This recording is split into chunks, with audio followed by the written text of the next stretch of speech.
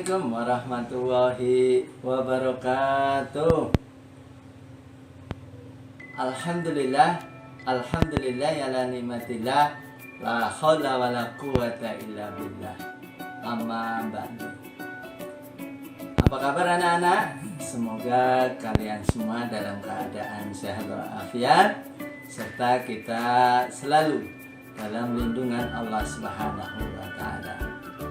Bertemu kembali dengan Pak Muhlim, Guru Sejarah Kebudayaan Islam kelas 6. Anak-anak, sebelum kita mulai pembelajaran kita pada kali ini, mari kita bersama-sama bermohon kepada Allah Subhanahu wa taala, semoga apa yang kita pelajari pada hari ini dimudahkan oleh Allah Subhanahu wa taala dan ilmu kita bermanfaat. Sama-sama kita awali dengan baca basmalah. Bismillahirrahmanirrahim. Baiklah anak-anak, kita lihat kompetensi dasar yang kita akan pelajari pada kesempatan kali ini.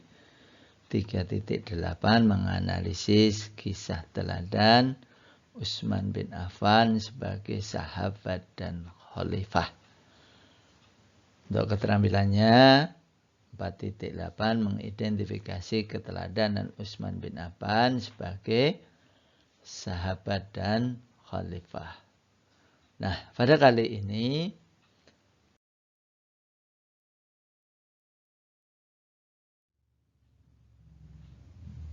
tujuan pembelajaran kita pada kali ini diharapkan kalian dapat mengetahui kekhalifahan Utsman bin Affan dan juga dapat menjelaskan bagaimana kekhalifahan Khalifah Utsman bin Affan. Nah, kita lihat pada slide berikutnya.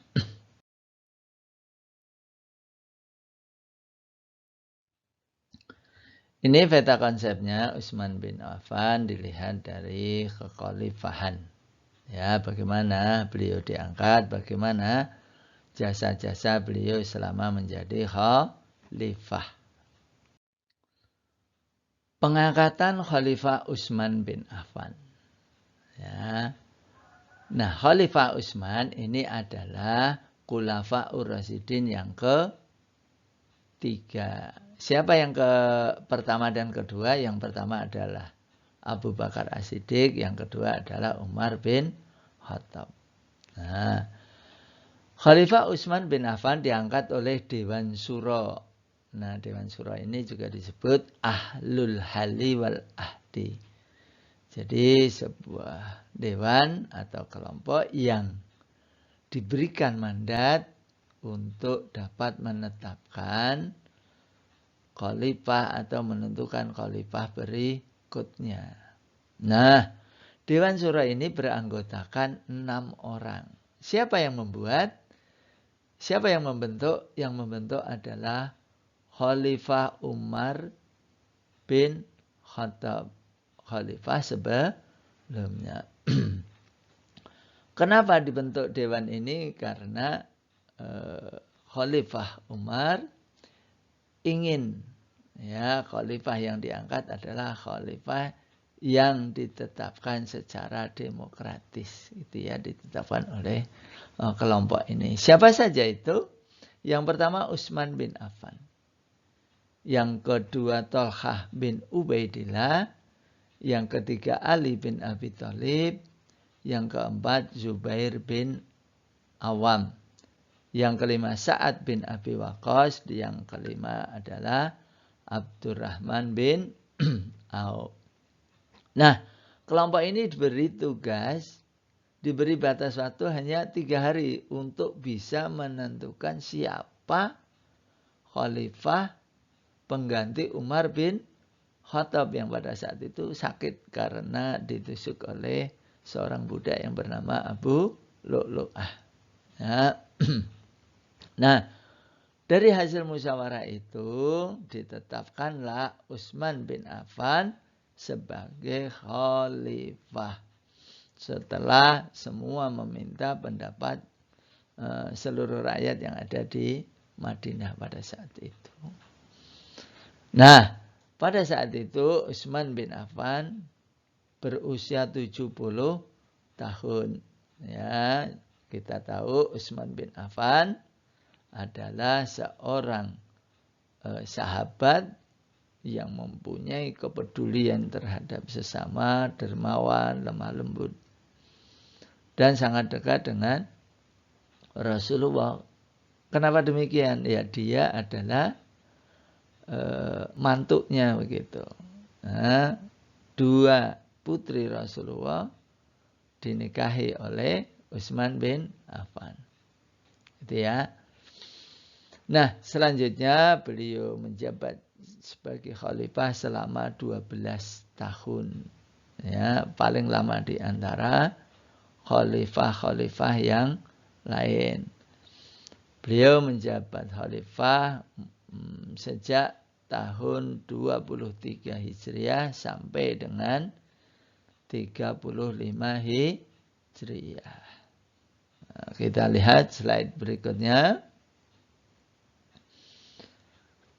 Yang kedua adalah jasa Utsman bin Affan. Jasa yang pertama adalah menumpas pemberontakan di daerah. Ya, mengembalikan kekuasaan atas Khurasan dan Iskandariyah, kota penting yang ada di Mesir. Ya, pada saat itu daerah kekuasaan Islam itu sangat luas.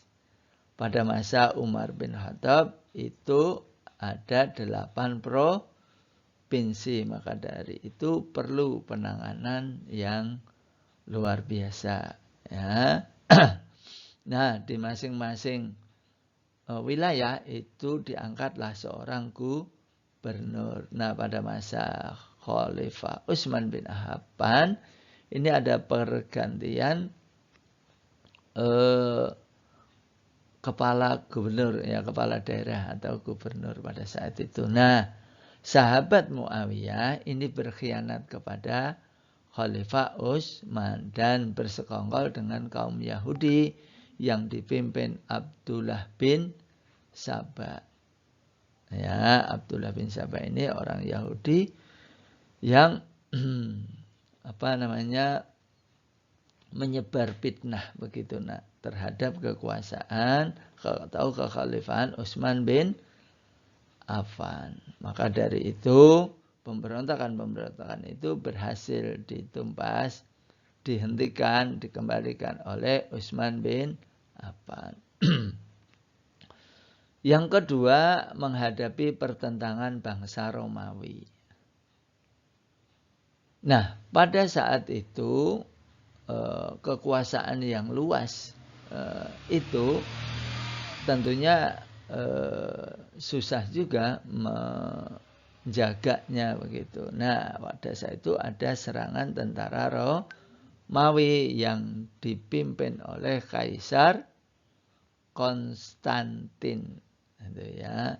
Nah, pada saat itu terjadilah pertempuran hebat, yaitu perang laut pada tahun ke-31 Hijriah. Nah, perang itu terkenal dengan sebutan Zatis Sawari. Ya, pertempuran antara pihak kaum muslimin dengan bangsa Romawi. Itu ya. Sebetulnya pertempuran itu tidak seimbang. Kaum muslim hanya mengerahkan 200 kapal. Sementara Romawi ada 1000 kapal. Namun dengan izin Allah, bantuan tentara Allah, maka kemenangan di pihak kaum muslimin. Ya. Yang ketiga, membukukan Al-Quran.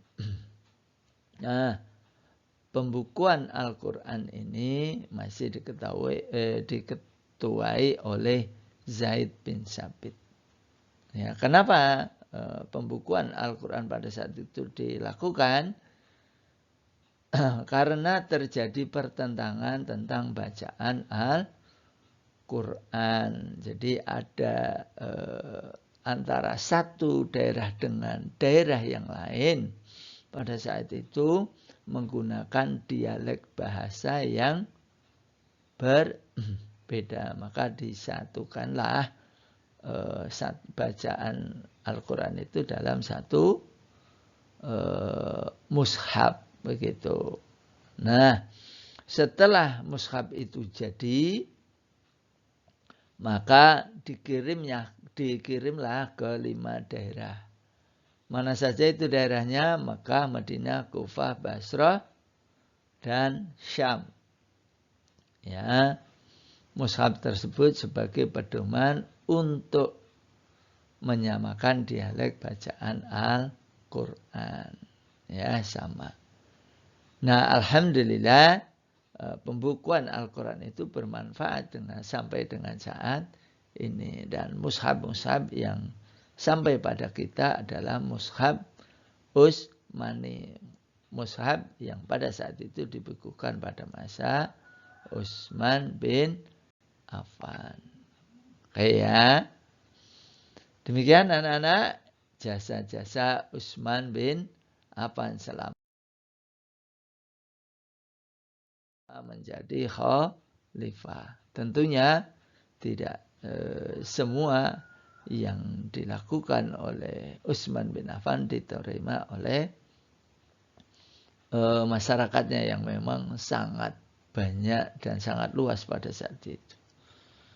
Nah, inilah nasihat Utsman bin Affan yang terkenal, pengetahuan lebih baik daripada kekayaan. Kenapa demikian? Pengetahuan akan melindungi kita, sedangkan kekayaan harus kamu yang melindungi, harus kita yang melindungi. Ya, baik anak-anak. Allah Maha segalanya, namun keridhaannya tergantung dari ridhanya ayah ibu kita. Teruslah berbuat yang terbaik kepada orang tua kita agar selalu mendapatkan ridha Allah Subhanahu wa Ta'ala. Ya, selamat bersama anak. Tetap semangat, jangan lupa sholat, jaga dan tetap sehat agar bahagia dunia dan akhirat. Amin ya rabbal alamin. Sebelum kita tutup, mari sama-sama membaca hamdalah. Alhamdulillahi rabbil alamin. Wabillahi taufiq wal hidayah. Wassalamualaikum warahmatullahi wabarakatuh. طلع البدر علينا